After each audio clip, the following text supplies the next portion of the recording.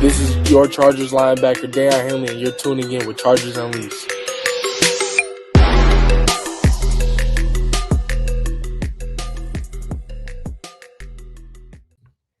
Welcome to another edition of Chargers Unleashed. Jake Hefner and Dan Wolkenstein here with you from the LAFB Network. If this is your first time tuning in, make sure to hit that like, subscribe button on YouTube. You can also follow us on Facebook, Twitter, Instagram, Spotify, and Apple Podcasts. Dan Wolkenstein, good morning to you. Good morning to everyone in the chat. It is a rainy early Saturday morning as we gear up for the Chargers' third straight AFC conference matchup. And this one's got a little bit of taste of revenge. You know what I'm talking about as they travel East Coast for the last time this season against the Jacksonville Jaguars. Dan, early start, 10 a.m. on Sunday. We got a lot to talk about as it relates to this matchup, what to break down. Dan Wolkenstein could use a pick-me-up. I will ask, sir, are you still on your first cup of coffee? Have you added any caffeine at all? Nope. Hence the lack of energy that Dan Wolkenstein is coming in with this morning. Good morning to everyone, as Dan Wolkenstein would normally be saying, what's going on, chat? What's everybody drinking? Obviously, Dan's not, so that's probably why he didn't ask that question as of yet. But thank you all for joining us. Obviously, we're going to have a good amount to talk about here over the next hour or so. Obviously, we'll be taking your questions, breaking down the offensive and defensive matchups, X factors for this game. Oh, Dan Wolkenstein, how many hours of sleep did you get last night? Set the line. Set the line. I'm gonna go 4.5. Ooh, it's right around there. Yeah, I think it's right around there. Yeah. I'm feeling good. Honestly, I'm all right. It's all good. Nothing to bitch about on my end. Welcome to Chargers Unleashed live.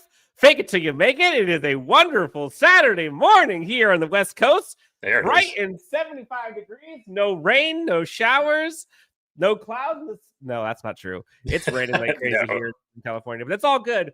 Folks in the chat, you know the drill. If you have any questions, comments, thoughts, topics, put them in the chat. You'll know what to do, and we will do our best to sprinkle them in as we go. Can't believe this. The 7-3 Los Angeles Chargers playing the Jacksonville Jaguars. I don't know who they are, honestly. So we're at week 11, excuse me. Big game. I don't know if it's as big as last week, but damn, it feels close in terms of what the seeding means. There's a lot of history here. There's a lot of feelings, momentum, playoff implications. That's the big one, Dan. They said that a winner or a loss for either team in this particular game, because we know what the Chargers' playoff chances, how it increased last week against the Pittsburgh Steelers. Was with this particular game, they say it's the biggest swing for either team with a winner or a loss. So for the Chargers, if they win this game against Jacksonville tomorrow morning, it goes up to a 91%. Actually, I took that screenshot because I was actually curious that was 91. Yeah. And then if they lose, it goes down to like the 50s. And then for the Jaguars, it's 61. like 61. And then for the Jaguars, I think it's currently in the 50s. And if they lose, it goes down to like single digits. For them, it's a huge swing. I think they go down to either 24% playoff chances or up to 60%. And the Chargers go down to 61 or up to 91. Crazy swing. And the fact that, let's just take a second. We are talking about the Chargers having an opportunity to get to win number 8 in week 11. Right before a much-needed bye. Woo! Woo! Okay, so we got a live show. Jake, Chargers, Jags, week 11. We'll get to it in here in a second. Before we do that, we've talked about sleep and the lack thereof for a while here. Fitting, let's talk about a pick-me-up and our friends over at Sleeper. Speaking of sleep, Dan, give me a minute on the sleeper one because I've been asleep at the wheel, and I'll get to sleeper in just a moment. Perfect. I'll get to some of these comments here. Jose says, talk about that post that Jacksonville Jaguars social media posted on their Twitter. Did you see that one, Dan? I saw the reference to, I think it was Trevor Lawrence at the end of the game 2 years ago. Basically, it was the just saying, the last time that we played the Chargers.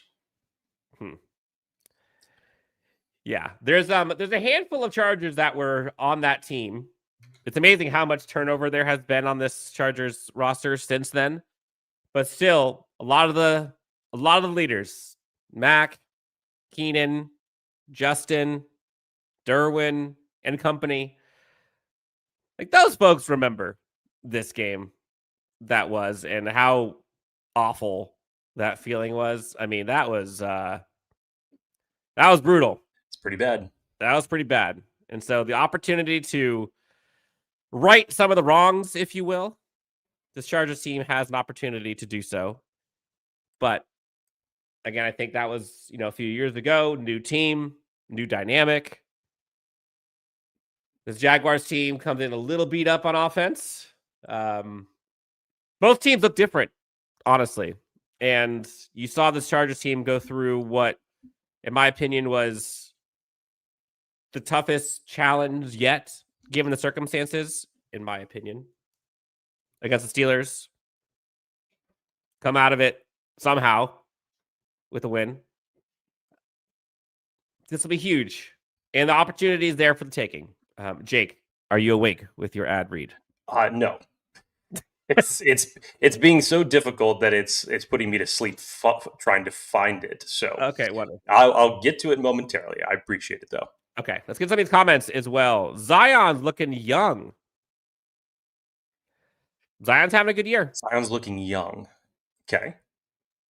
Yeah, looking spry, maybe. Spry. Okay. Jags win, Chiefs lose. The Jags are about to be done for the year. Ooh, Jake, if you're in charge, do you Who want are you rooting for? Chiefs or the Broncos? Weirdly, I think I'm rooting for the Broncos. Yeah. Honestly, here's my thoughts on this Denver Bronco Kansas City matchup. It's about time that someone else in the division gets to beat up on the other one. Okay.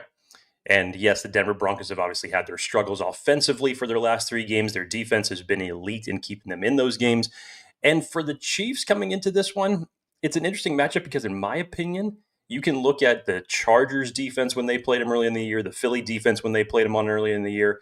When the Broncos defense just plays anybody, Chargers included, they beat the crap out of opposing players. So by all means, these two teams still have to face each other twice before the season's over. If I were to lean any direction, obviously the Denver Broncos. Try to keep Kansas City down as long as possible would be nice. Honestly, it would be nice, though, if the Chargers won and the Broncos lost, to go into the bye first in the AFC West. I get it. Week 11 in the books, and you are first place in the AFC West. That would be something. And again, considering the circumstances, that would be something.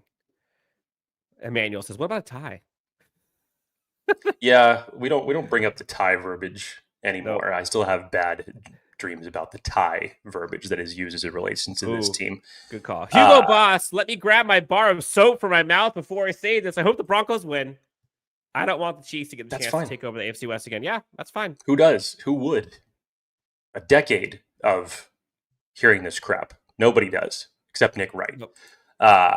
Speaking of people who are asleep at the wheel, including myself, the NFL season is here, which means you now have a chance to win up to 1,000 times your cash on daily fantasy football with Sleeper. Football has never been more exciting than it is right now with players like Patrick Mahomes, Lamar Jackson, Justin Herbert. Pick on these stats for these stars like touchdowns, passing yards, receiving yards, fantasy points, and more for up to 1,000 times payout on Sleeper. Get your picks right, and you could win big. Just use the promo code Chargers LAFB, and you'll get up to $100 match on your first deposit. Terms and conditions apply. See Sleeper terms of use for details. Currently operating in over 25 states. Check out Sleeper today. Look, this Chargers game is a big one in Jacksonville. Weather shouldn't be an issue. I think it's supposed to be clear skies in the 70s. Shall we get to it? Let's get into it, Dan. Where do you want to start? I will give you the decision and the floor to this one. Well, before we get to the offense, defense versus each other and all that stuff, like 5,000 foot view, I just wanted to ask you, like we've gone through like history and all that jazz, avenging the loss, so to speak. Yes. But what's your thoughts going into this game, covering this Chargers team at 7-3? Are we here just as we expected? And what's your overall take on this matchup?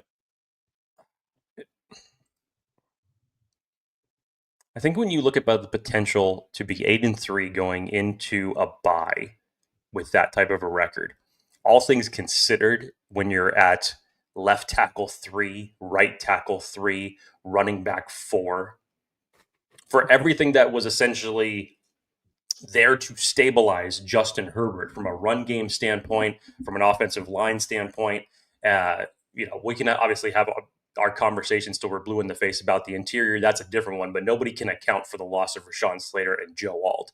And when you still think about where Justin Herbert is from a passing standpoint, being able to put his team on his shoulders with some of the pull down runs that he has made himself, the complementary weapons, I think, really is the biggest change in conversation from year 1 to year 2 and how everybody is playing out, because it's not that long ago. You go back to that Houston Texans game and you say to yourself, well, there was nobody on this team from a wide receiver standpoint that was capable of beating man coverage except Ladd McConkey. And now you go out and you think about just the entire turn of this entire wide receiver room and the weapons that you have gotten in just one single offseason. Remember, it was supposed to be Mike Williams and Ladd McConkey. And then Mike Williams suddenly retired. Then you bring in Keenan Allen to pair with Ladd McConkey. You have Quentin Johnston in the midst of his best season, still on a rookie contract. The emergence of Trey Harris that you've gotten over the past several weeks. Obviously, the takeover by storm at the tight end position by Aronde Gadsden. Look, you compare that to what Justin Herbert had last year, and it's night and day, because the whole narrative has now once again changed. It's not so much about the offensive line. That's obviously been there since he's been in the league, and you still got work to do. But in terms of the multiple weapons that you now have for Justin Herbert and what he can do and how he can pick apart a defense and how he's making those key decisions himself to extend drives and put it on his shoulders. It's incredible, to say the least, what he's been able to do when he has been the most pressured quarterback in the league right now. And the amount of time that he has to throw or make a decision, or how many times he's getting hit. And the fact that he still has this team on literally the cusp of first place in the division, all things considered. And I don't care about strength of schedule, because you've seen weaker teams, i.e. the Tennessee Titans, without some of their best players, be able to hit Justin Herbert 7 times, sack him 6 times, it was hit him 11 times, sack him 6 times. I don't care about the mediocre competition. You're going to see the same game plan from Jacksonville going into this game again, in terms of how to exploit that Chargers defense, because everybody since week 3 has taken that exact same blueprint to do so. So it's not the way that you would have wanted to see the Chargers get here to this point in the season, and yet they still are. So you got to tip the hat to the coaching staff, to the players, obviously, at going out and executing, for players stepping up, such as Kamani Vidal, RJ Mickens, big-time rookies, obviously, and Trey Harris and Aronde Gadsden that have stepped up this year. It's really a testament to the organization as a whole. So, yeah, it may not have been the path that we all foresaw to get to 7-3, potentially 8-3 here in just a short 24, 26-hour period. But here we are. It's remarkable. And I'm excited for this one. I think this is a good matchup for the Chargers, to be honest.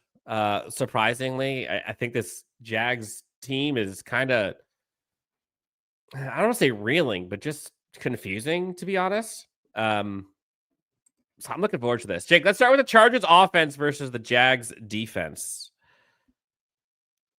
Now, you mentioned kind of the recipe. This Jaguars defense kind of has that recipe that gives Chargers fans fits. It gives this Chargers team fits, right? They got the good defensive front. Got the good edges, interior, linebackers are good. I want to harp, and I want to kind of double click on what you had said that I remember saying early on in the offseason, or season, I think during preseason. This Chargers team last year, and I would go back even to the Jacksonville game, your offense needs one of three things, preferably three, but at least one. You got to have weapons outside who can win quickly. You've got to have a good running game, and good pass protection. Those are the three arms, if you will, to a successful offense. Now, it's not taking into account coaching. It's not taking into account defense, special teams. I'm just talking about offense effectiveness. Last year, they barely had one of those. Their offensive line was atrocious. They didn't have a running game. There were flashes with JK and company, but it was feast or famine. And it was Ladd, and that's all. And opposing teams knew it. You mentioned it this year, and I talked about it ad nauseum earlier in the season. I think this running game will be better. Can't really talk about the pass protection because it's down to, as you mentioned, tackles 3 on both sides and status quo interior. But the difference has been the weapons. And say what you will about this Chargers team not going out and getting more offensive line help. They chose door number 2, which was give Justin Herbert some weapons. And maybe this is door number 2, and door number 3 will come next year in the draft and free agency, but those weapons are shining through. You're seeing Trey Harris, both in receiving and in the running game with protection, coming through.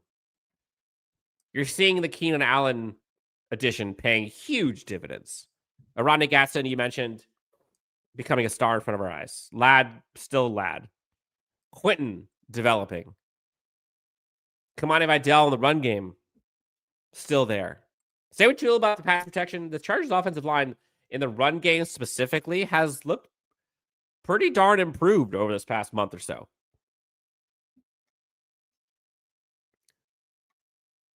A, they have weapons, and B, Greg Roman is actually starting to lean into that and how to get those guys involved quickly. Key term, quickly. So you saw last week a lot of the smoke routes, a lot of the screens, a lot of stuff that goes horizontally that I talked about after the game. The run game was working. Their defense played great. That's the recipe. Like, I'm curious the Trevor Penning stuff. That'll be interesting. We saw him as the tackle on the left side in practice this week. But if you end up getting the status quo offensive line, I think your recipe for success the rest of the way is play great defense, take care of the football, run the rock, and let Justin be Superman 5 to 10 times a game. If you rely on him to be Superman 50 plays, that's bad. It's bad. And I think they have a chance to do that this season, this game against the defense of Jacksonville. And honestly, do I think this Chargers team is a Super Bowl contender right now? Honestly, no, I don't. But that's just me. I could be wrong. That's just me. But I can see the path to victories and to make some noise if they continue to play the way they play that in Pittsburgh, against Pittsburgh. If the offense can do enough and the defense can shine, I like the chances. 2 big ifs. But right now, Jesse Minter is going ballistic. Defense is looking great. Secondary is looking awesome. That trio of Owe, Thule, and Mack have been awesome. The defensive front has been awesome for this Chargers defense as of late. Causing turnovers, 3 and outs. And when the Chargers offense takes care of the football, I like it. So that's the offense versus the Jacksonville defense for me. Quick. Get the ball to your guys in space and get it to them early. So you saw Trey Harris out wide. You saw Quentin Johnson out wide. You saw Keenan and Ladd, who are great winning quickly. You can take your opportunities when you want, sparingly downfield. You get a run game, all that stuff works. So I don't want anything cute. Like, make this thing just look efficient. Keep Justin healthy. Like, that should be the theme. Whatever the offense is, do it in a way that can keep Justin healthy, and you should be fine. Justin can make magic happen if you keep him healthy. So can these pass catchers. So, long tangent. I'm sorry.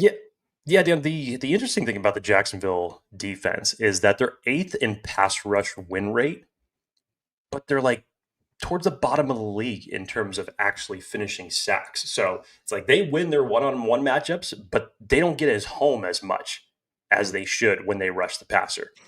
So it'll be interesting to see, again, with a different offensive line combination. This would be technically your 16th different offensive line combination that you have had on the season, which is just absolutely wild. The big focus obviously will be around Trevor Penning and what he was able to do at the left tackle spot. I would assume it would be somewhat of an upgrade over what we've seen from Austin Deculus. It's hard to get any worse than that, especially from what you saw last week against Pittsburgh, although he did have some good moments in those particular matchups. But I would assume in this particular case, and especially as Dan kind of alluded to, Kamani Vidal has definitely stepped up here over the last few weeks. And yes, it maybe has been an inconsistent type of run for him. You look at what he did against the Vikings and then what he did against the Titans, and those are two polar opposite different things. But then he comes back really strong against the Pittsburgh Steelers. But I think you're going to lean on that once again. And you're going to try to find ways to attack this defense on the ground. Again, I think the Chargers ended up running the ball. I think it was Kamani Vidal had 25 runs last week. I think you're going to try to employ that same exact type of formula with a high volume of Kamani Vidal. And hopefully, obviously, you're going to be able to open up the holes with this makeshift offensive line. And hopefully, for Trevor Penning's sake, one of the things that he is at least positive at, whichever positive you want to take out of this, is that he's definitely a better run blocker than he is a pass blocker. So maybe you can get some of those design runs going to the left as opposed to the right or up the center. But wherever it is, I think that's one way to easily neutralize this Jacksonville Jaguars pass rush. On the flip side of that, Dan, in the passing game, I personally think, and I know that he was officially questionable for this game. But I think Quentin Johnston ends up playing, and I think that he's actually going to be a big factor as it relates to this offense. I know Keenan obviously had his record-breaking day last week. Ladd had a tremendous game against the Pittsburgh Steelers, but I think this is Quentin Johnston's game to shine against this secondary, because when Justin Herbert gets time, and I think he should be able to get time in this particular matchup in some circumstances, as long as that interior holds up, I think you're going to find Quentin Johnston in a lot of favorable situations downfield. Yeah, I hope so. And you're probably right. I hope Quentin plays. I think he does as well. This Chargers team, I think, has an opportunity to sustain drives. I mean, Jacksonville gives up, I think, the third highest third down conversion rate in the NFL. Only the Cowboys and Bengals are worse than them. 45% third down conversion percentage allowed.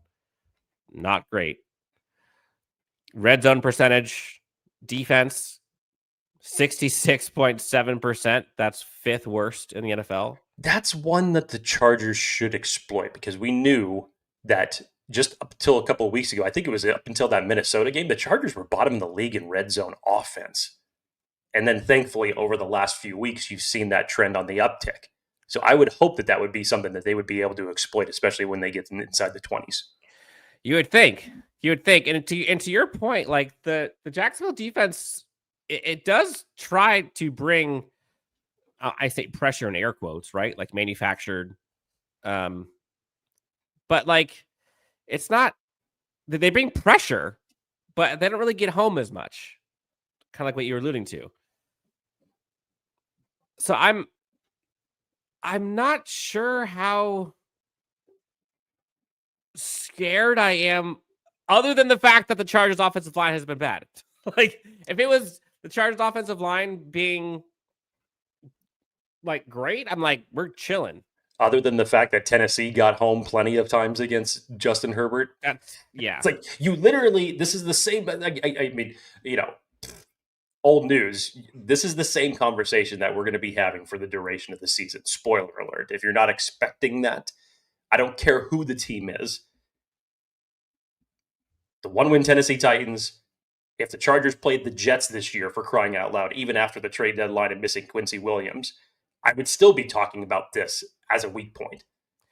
Because if you're able to see some of the worst defenses in the league exploit this offense, you're going to be able to see better ones do it every single week. So this is something that the Chargers are going to have to progressively chip at getting better at over the next several weeks as you try to make a postseason run. This Chargers offense is going up against the Jags defense that has the least amount of sacks in the entire NFL. Nothing will surprise me anymore as it relates to this offensive line. Fair. Until I see different. 12 sacks total this season. That's about one a game. Yeah. They do not get home. They don't get home. Literally last in the NFL.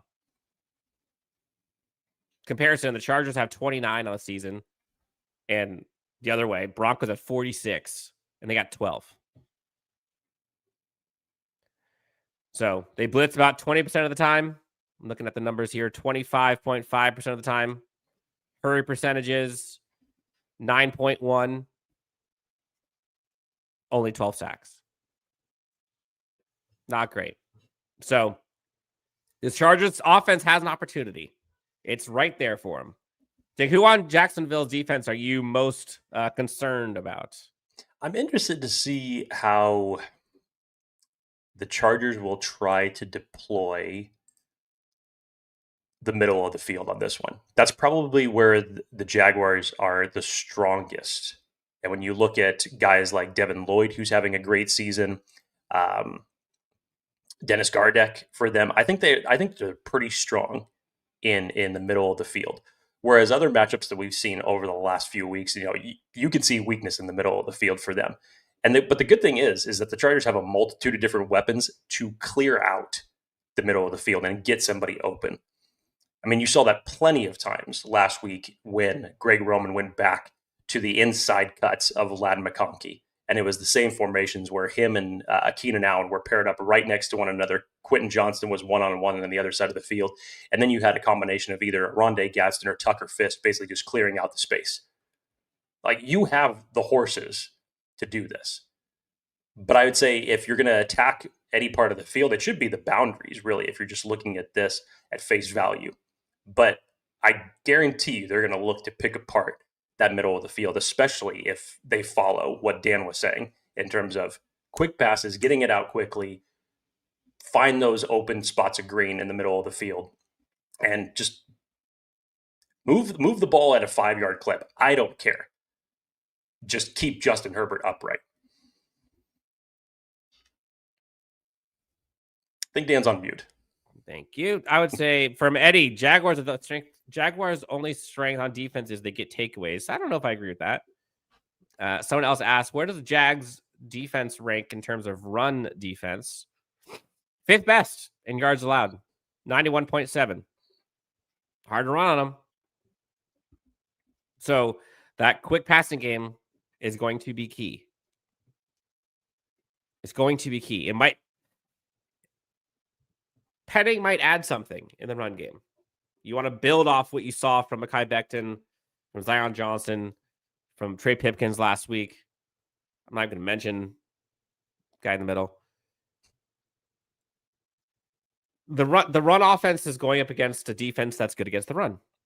But the Chargers have the weapons and the quarterback to take advantage.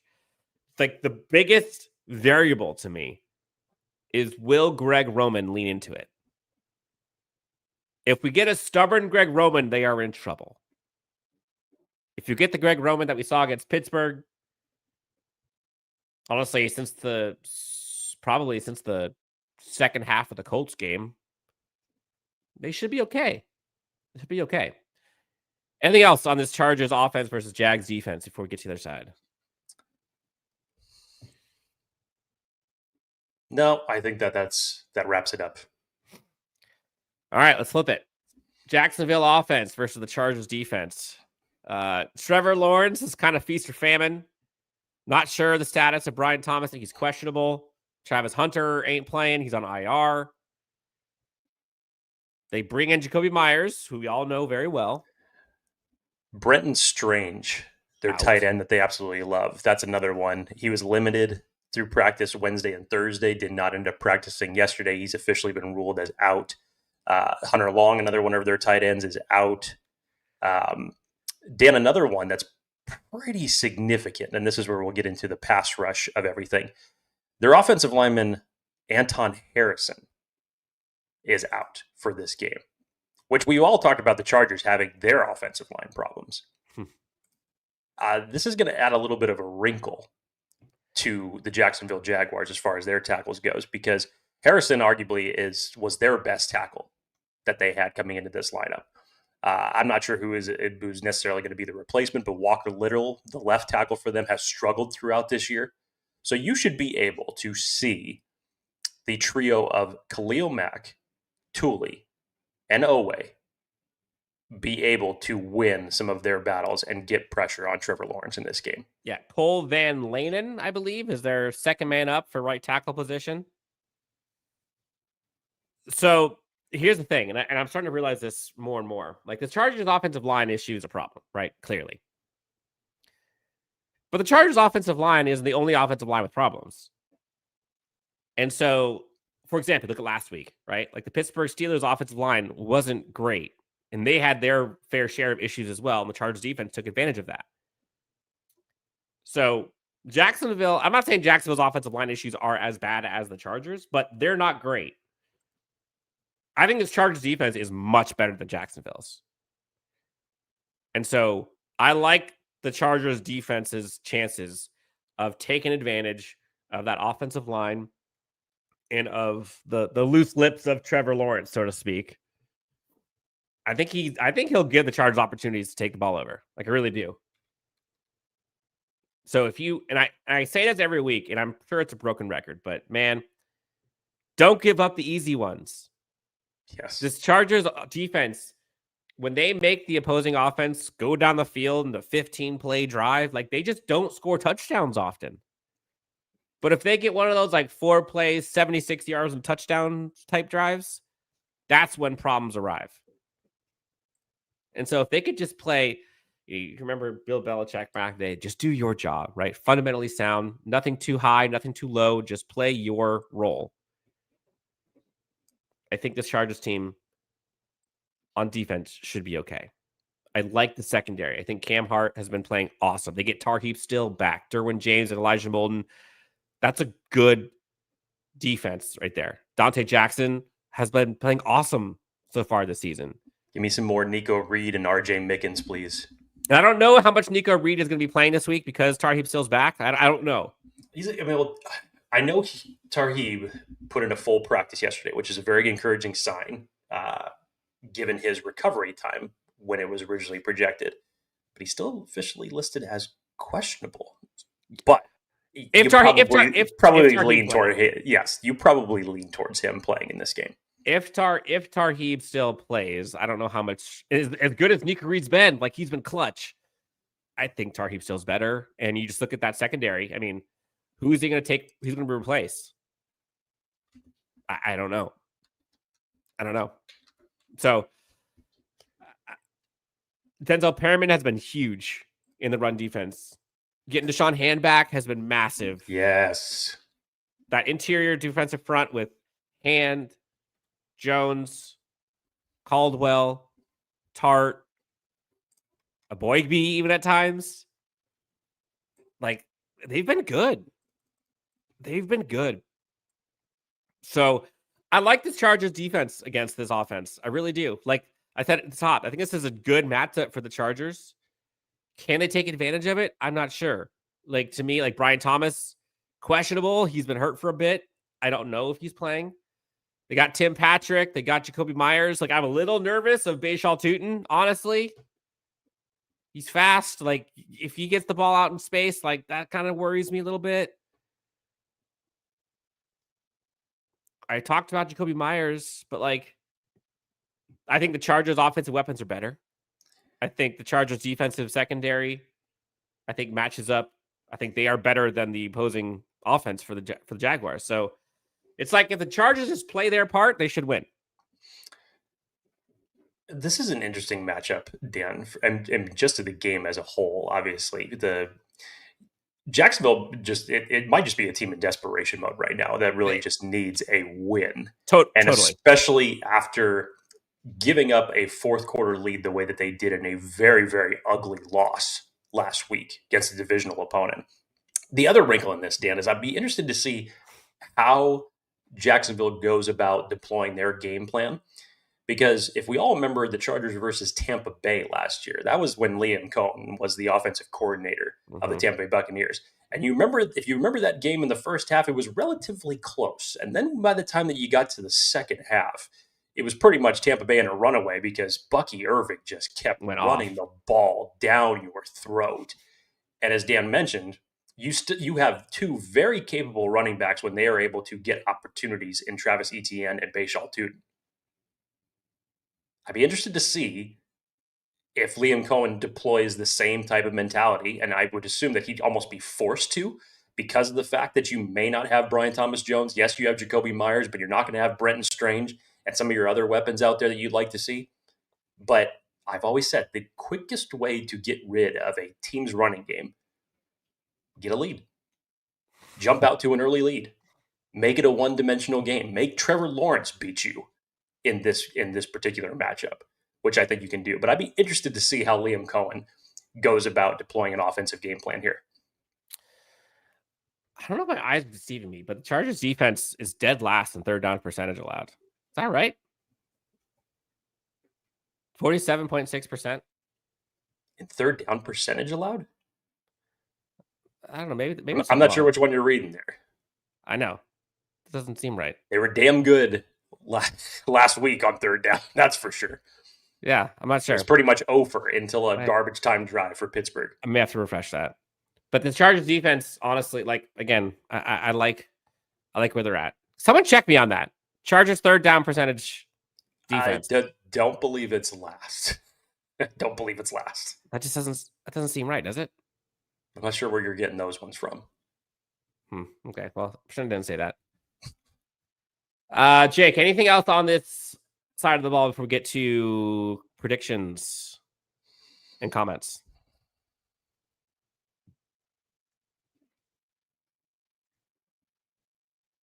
That's funny. I was just looking over it again just to see if there was anything that I missed in terms of just potential matchups here that you can exploit. We'll get into it when we get into the next segment here for X Factors and talk about it because there's definitely one matchup on here that I think is going to be a huge factor for the pass rushers going up against this Jacksonville Jaguars offensive line. I read that wrong. Aha. So what is it? It's the Chargers offense. That was the highest. Told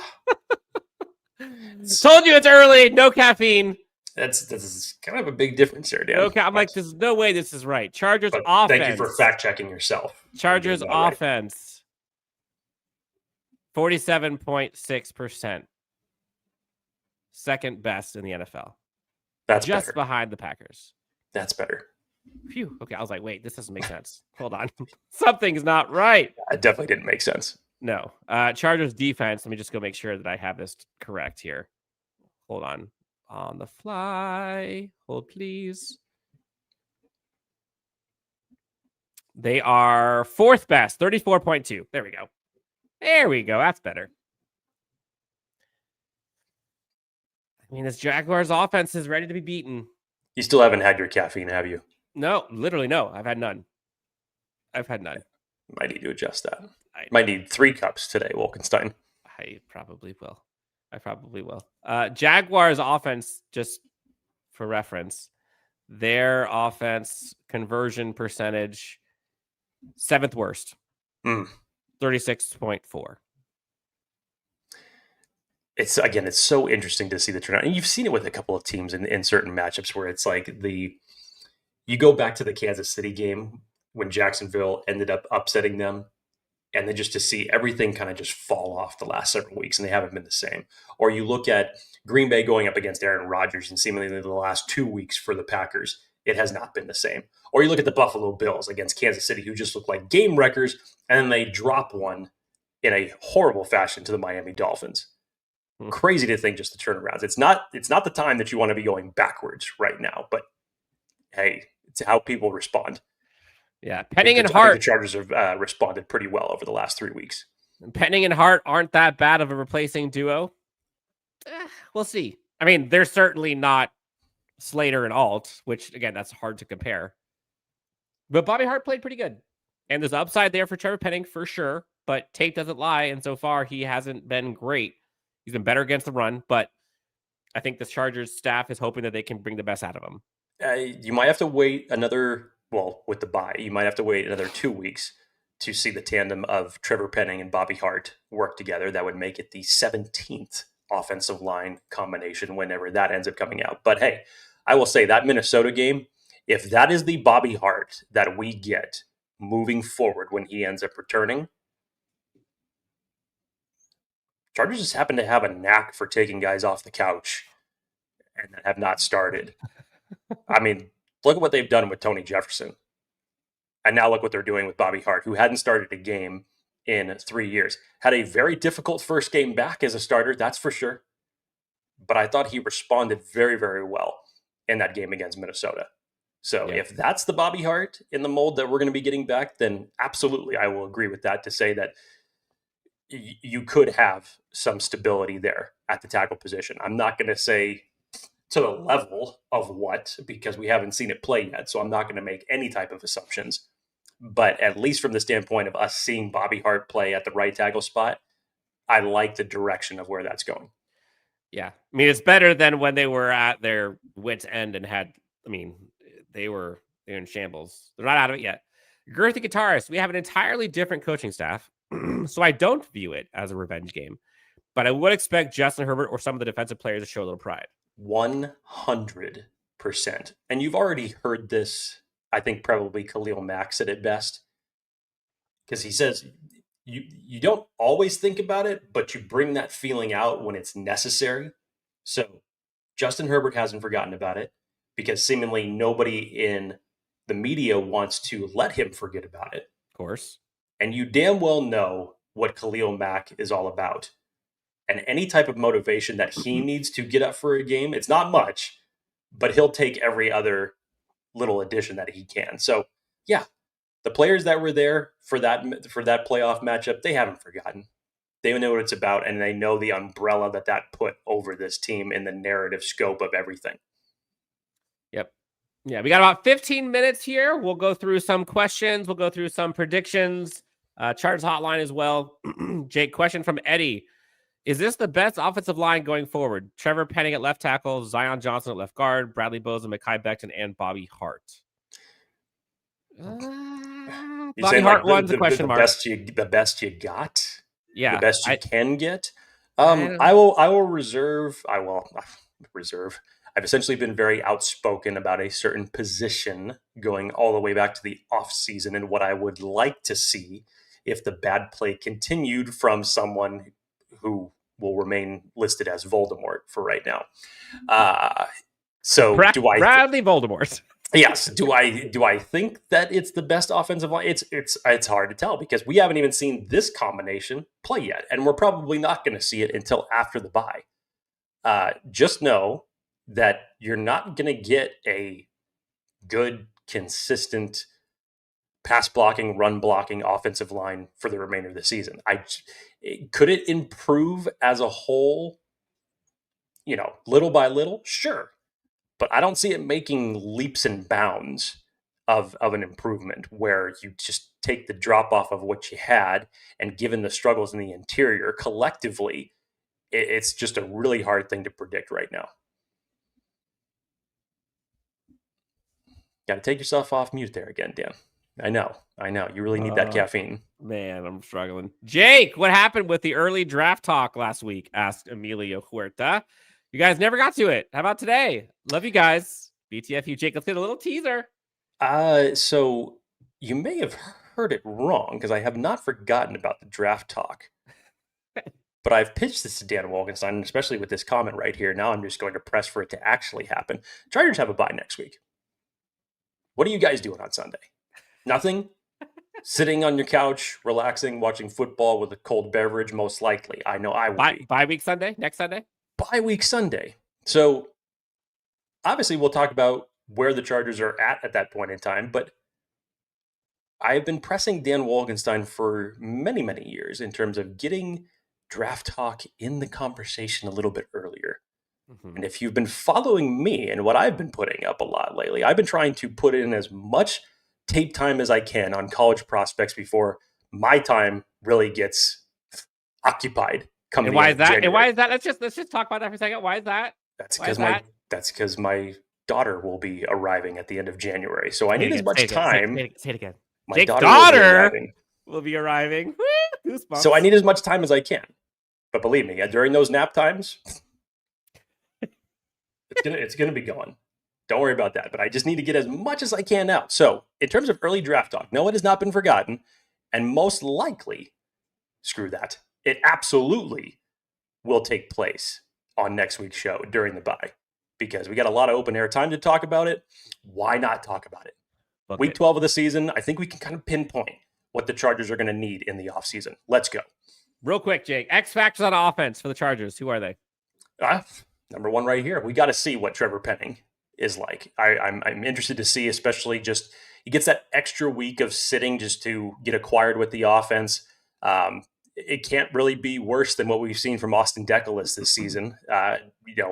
Whatever your reservations or opinions might be on Trevor Penning, I'd like to see an improvement from him. And I think if the Chargers implement their game plan and are able to execute it properly, especially in the run game, this could be exactly what they want from Trevor Penning to get that running game going to the left side for a change. Get some of those holes open on that side. Make yourself multiple in terms of where you're able to win your matchups in the run game to open those holes for Kamani Vidal. And yeah, when it comes to pass blocking, that's really the big question mark is what are we going to see from Trevor Penning when it comes to protecting Justin Herbert? So yeah, I would like to see some of that. Jeremy Williams, this Jags game will feel good for all of us. Jags whooped us twice that year. People forget about that. Can't wait. Definitely a revenge game. Stay bolted. Jake, for X factors on offense, the Chargers, I mean, again, the obvious is Justin and just the offensive line in general. I'm not going to go Kamani, although he's been awesome so far. To me, I think it's going to have to be those quick catchers, and I'm Quentin. I think it's going to be. I thought about Gadsden, but I think it's more important that he get it out quick on the outside, and so this is like a Keenan Ladd game, and so this might be the Keenan game. Be ready for the bold predictions later. X factors on. It's funny because I like that Dan actually brought that up. Remember how everybody said that the Chargers just didn't give a crap about Quentin Johnston when he didn't receive a catch just a couple of weeks ago because everything was going to everybody else and Aronde Gadsden was just flaming people during that game? Well, what do we say? What do we say? Yes, exactly. It's no, it's not. Who gives a shit? That means the Chargers can beat you in a multitude of different ways with a variety of different players. Well, Keenan now has the record, got that in his back pocket. Got his 2 catches last week. I think you're going to see a nice little bump there for Keenan in this one. I would agree. A bunch of letters here. We're going to pick at 32, so BPA. That's right. Love the confidence. Love the confidence. Oh, man. Eddie says, let's get to 8-3. Hugo Boss and enjoy the bye week. Again, could you imagine? High-pitched voice and all. Could you imagine? 8-3. All things considered. If the Broncos lose, what? All things considered. No one thought 8-3. Not even a Thier thought 8-3 going into the bye healthy. I mean, that'd be wild. X factor on defense, Jake. Deshaun Hand. I think his return last week against the Pittsburgh Steelers could not have been more, at the time, understated, but when you see what he was able to produce against Pittsburgh and how he helped out the rest of that defensive line, I don't think that his return can be overstated at this point in terms of what he gives you as an interior presence on the pass rushing front. We all know about Tyre Tart. We all love the emergence of Jamari Caldwell. Speaking of which, Dan, do you know that Jamari Caldwell, I think, is number 10 or 11 as it relates to defensive linemen that have faced double teams or triple teams?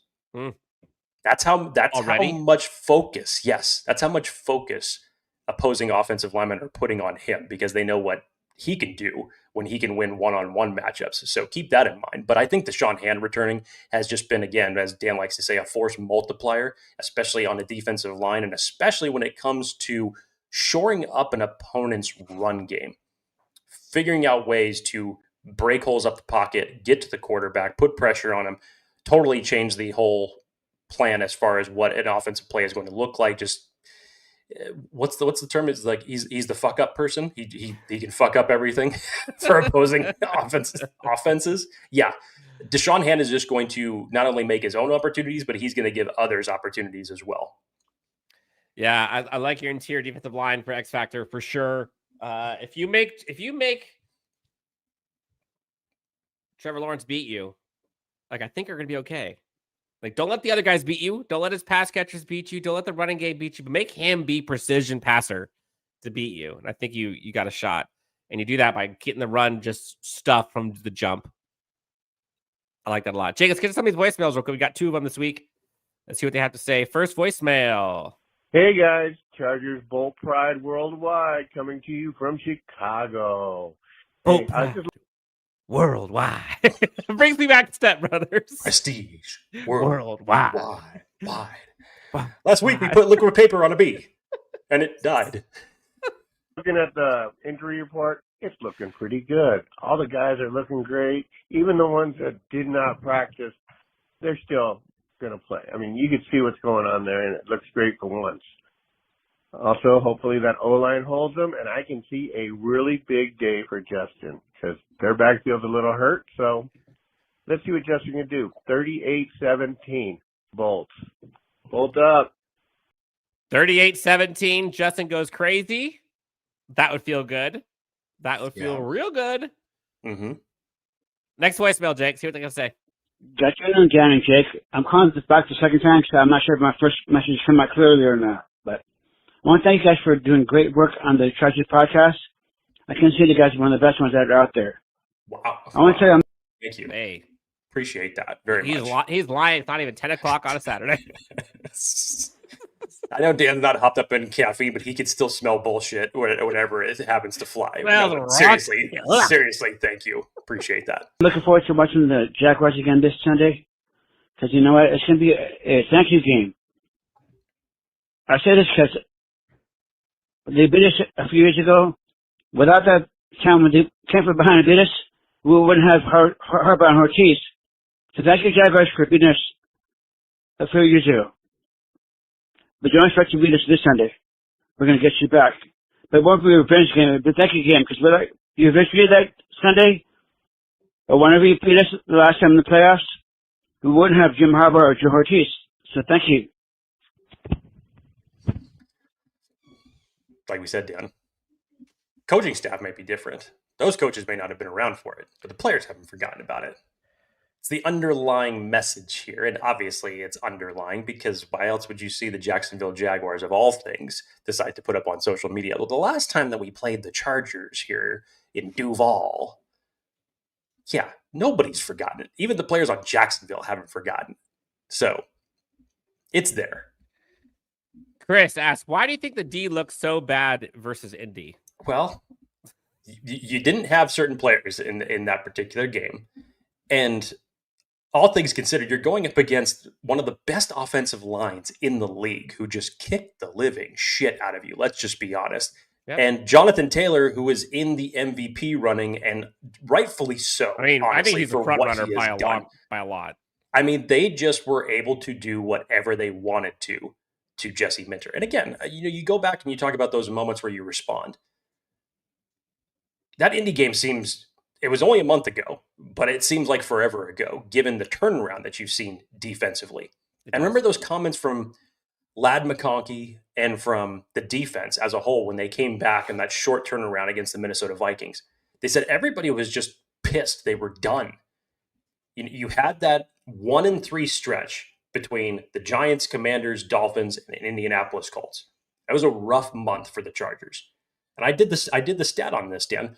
In that 4-game period where they went 1-3, the Chargers defense was giving up an average of 28.5 points per game, 28.25 points per game. And then look at what they've done since. They've only allowed an average of 8.6. Like, that is a combination of players returning, younger guys stepping up, see RJ Mickens, see Nico Reed, and Jesse Minter getting back to his bag. The acquisition of Dafe Owe giving you a force multiplier when it comes to giving Jesse Minter 3 edge rushers again, much like he had when Joey Bosa was on this team. Give Ortiz it's props huge. for that, man. It's huge. And Khalil Mack coming back has just been a shot of adrenaline in the arm to this entire team, not just on defense, but to the entire team. So a lot of factors went in to that Indy game. Also, Khalil Mack only played 12 snaps. Apparently, a theory had 13-4, not like me. He is incorrectly saying that I predicted 9-8. That is not what I said. Go back, check the tape. It's all good. Girthy guitarist, 8-3 with this offensive line is as good as you're going to hope. Exactly. If the defense hadn't shit the bed versus the Giants, we'd be in the hunt for the 1 seed. We still are in the hunt for the 1 seed, which is wild. Absolutely insane. People are talking about a Boygby being big. Do you guys think we're undefeated if we had Slater and Alt this whole season? No, I will not say undefeated. The defense still gets rocked by the Colts. Yeah, there's nothing that you can do about that. Look, even the Buffalo Bills, who statistically had the easiest schedule this year, and look at some of the struggles that they've been going through in patches. You bum rush the Kansas City Chiefs and look like you're back to form in terms of being one of the best teams in the AFC, and then you drop a absolutely embarrassing fashion the following week to the Miami Dolphins. Any given Sunday, man, there's no way that you can account for that. So no, I would not say that the Chargers would be undefeated. May you be in a lot more better conversations in terms of Justin Herbert and his performance and not getting hit, and this team as a whole in terms of record-wise. Yeah, I will believe that. I will definitely believe that. But undefeated, no, can't say that.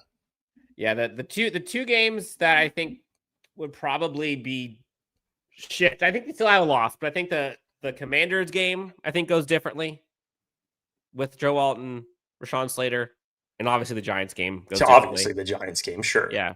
So I can see them with 2 more wins, but not undefeated. No. Let's see. I think the Patriots get the 1 seed because they get to play the Jets, Dolphins. Bills aren't great.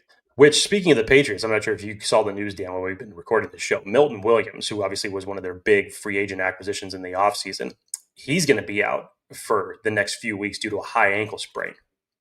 Something to keep in mind for when the Chargers have to play the Patriots here in the next few weeks. Any given Sunday is the only thing that scares me about this Jags team.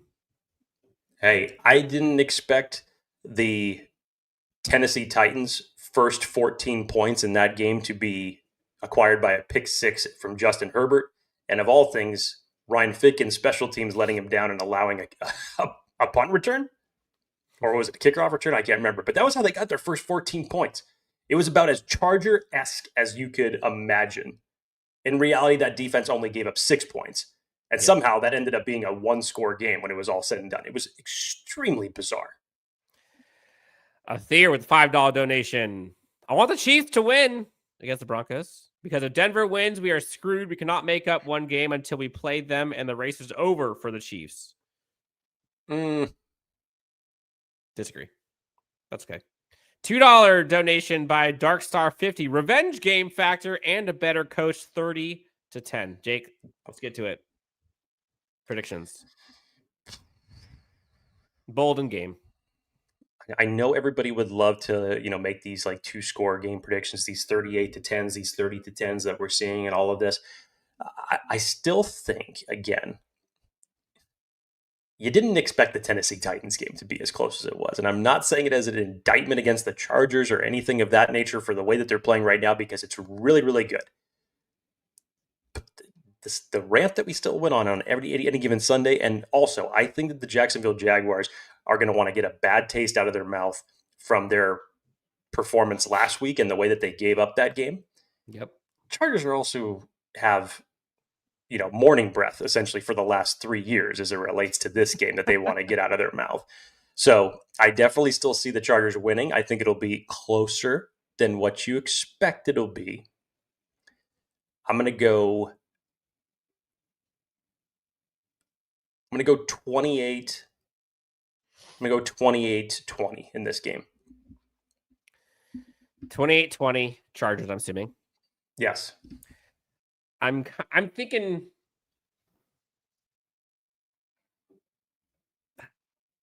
27-17 is kind of where I'm going.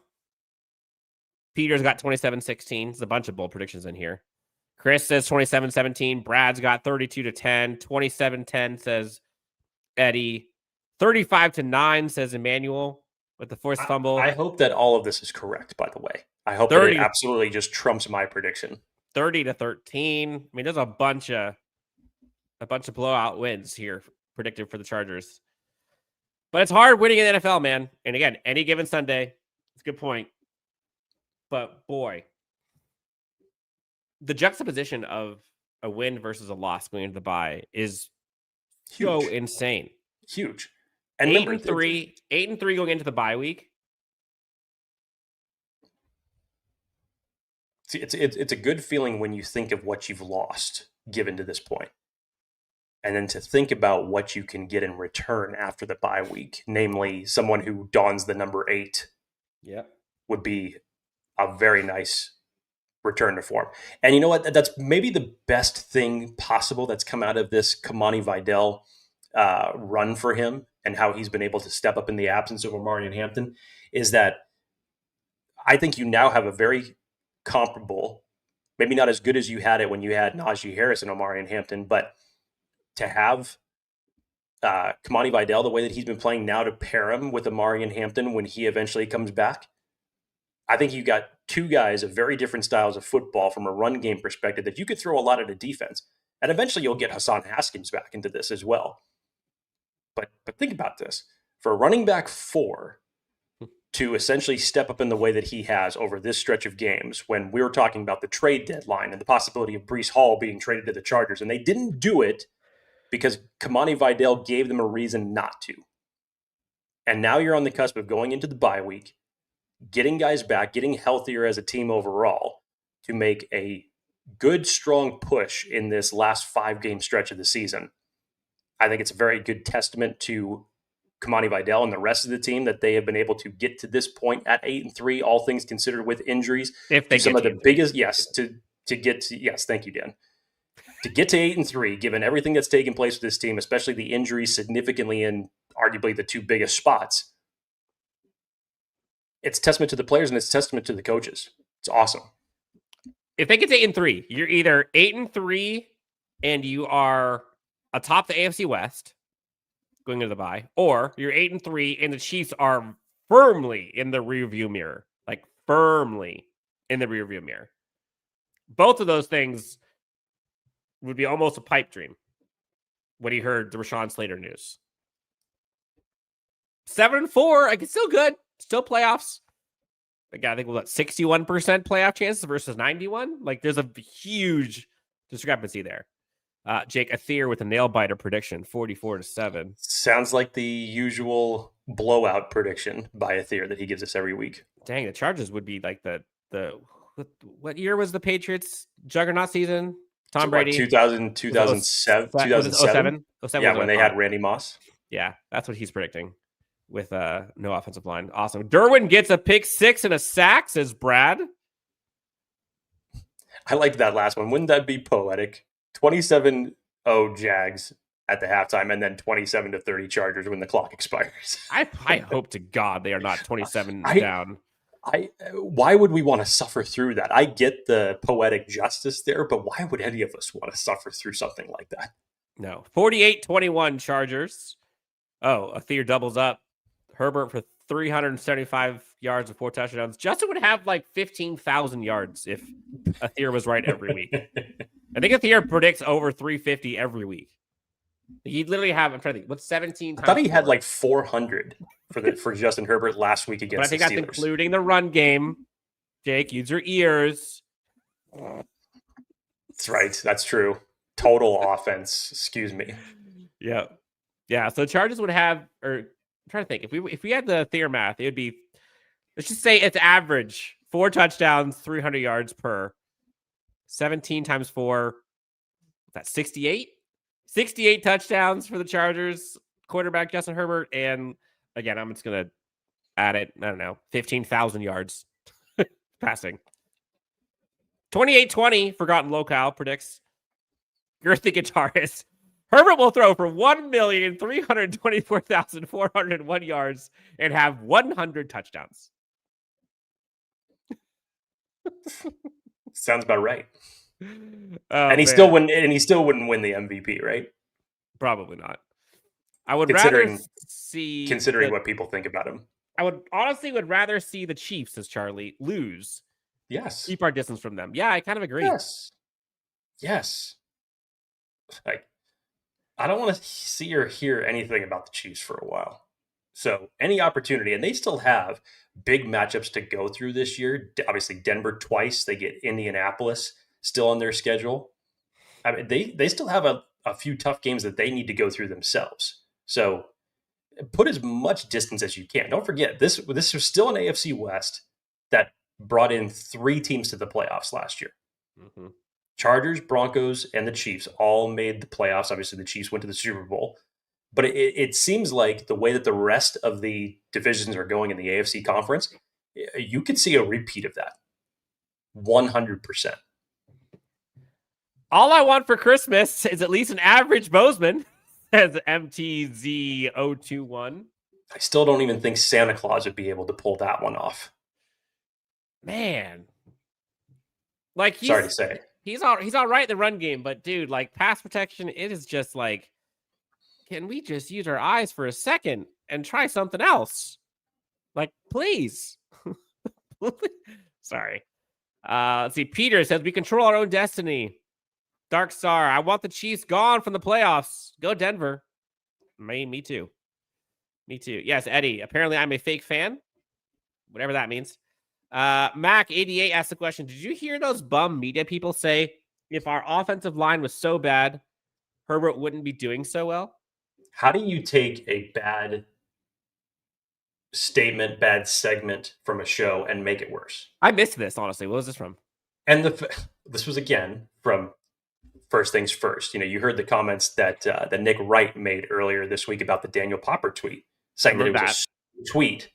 And I cordially responded back to Popper when he said, you know, I'm happy to come on the show and explain my stupid tweet. And I basically said, well, unfortunately, you can't convince stupid people, which is a stupid narrative that they're trying to drive here for Justin Herbert.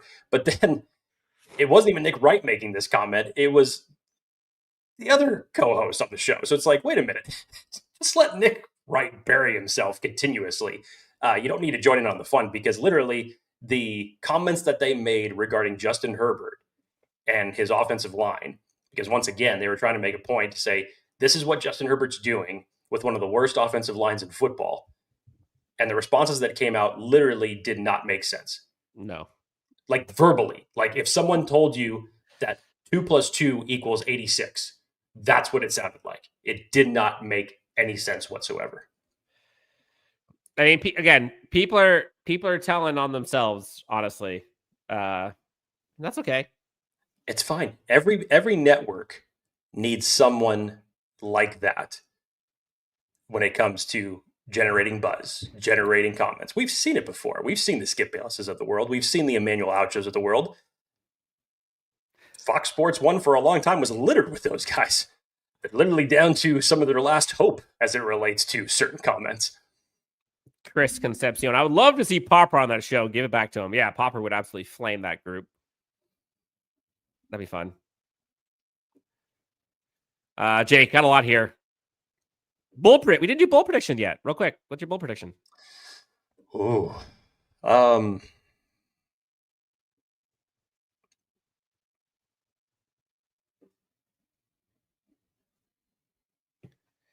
going to go defensive side of the ball on this one, Dan. I'm going to go defensive side of the ball because I think that's where that's where you have the most potential for a lot of guys to do something. I'm going to say this is a 3-sack game for Thule. Ooh. 3-sack game for Thule, who's just been on the come up over the last couple of weeks. He's at 8 sacks already for this season. And again, he's benefited so much from Khalil Mack and Adafe Owe. But given some of those tackle issues now for the Jacksonville Jaguars and their best offensive linemen not being able to play in this game, I think you're going to see some of those exotic fronts from Jesse Minter and how he's going to deploy him whether it's by stunt or whether it's by Thule just simply beating him off the edge. I think he's going to get to Trevor Lawrence 3 times. I like it. I would love to see the defense just absolutely flame Jaguars from start to finish. That'd be great. Get a repeat performance of what we saw against Pittsburgh. It'd be fantastic. There was a comment here. This could be the MJ revenge game or motivation game for Oronde Gadsden. Love to see it. I'm going Keenan. I think it's the Keenan game. I think he heats up. I think he gets something like 7 receptions for 86 yards and a touchdown for Keenan. Give it to him. TNT. 6 sacks total. Hat trick predicted. Forgotten look I was asking. Is Acho still unemployed? I don't know. Honestly. You can find that one out for yourself. I don't know. Jake, we are at the end of this. We've got 430 folks in here on the live show. Awesome show out for a Saturday morning. Love to see it. Jake, any parting words before we jump out of here? Big, huge, pivotal, monumental, whatever euphemism you want to use, matchup. We said it at the top of the show. The playoff percentage swing for both of these teams with a win or a loss is huge. I still think that Jacksonville is going to play this game tougher than what anybody would expect it to play. I think they're desperate right now because they know what their playoff chances are if they lose this game. And again, just given how they played last week, they don't want another repeat performance, especially at home. But the Chargers have all the motivation and all the weapons that they need to win this game. So I think it'll be closer than what many think, given the circumstances. But I still think the Chargers come out victorious, make it to 8-3, and go on to their bye week. Yep. I think both of us have a win here this week. Would be pretty impressive. Again, huge, tough stretch after this bye week. I should say after the Raiders week, but still. This would be a massive, massive achievement if they can get to 8-3 going to the bye. Hanan Derry, good pod. Am I the only one who likes Ted Bozeman? Yeah, I wouldn't say he's the only one, but he's probably in the minority. Probably in the minority. I will never forget, Eddie, I'm glad you brought this up. I will never forget on that primetime game when you saw the ticker thing across the bottom of the screen showing the PFF rankings for the Chargers offensive line. And it was, and that completely put to bed every single doubter of if this Chargers offensive line is the worst in the NFL.